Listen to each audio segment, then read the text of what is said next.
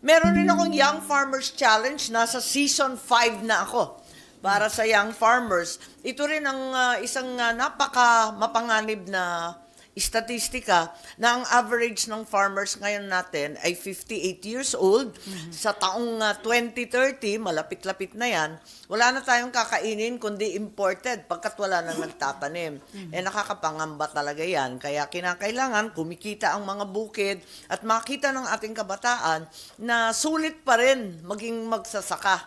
Hindi katulad ng nakikita nila sa mga lolo nila, yung mga tatay nila na kayod ng kayod, wala namang halos kinikita.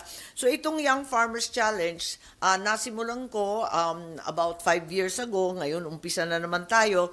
Pinalawak na natin yan, 18 to 30 years old, mahigit siguro aabot na ng 3,000 na young farmers ang bumalik sa bukid dahil dyan. Tulungan pa rin natin yung startup nila.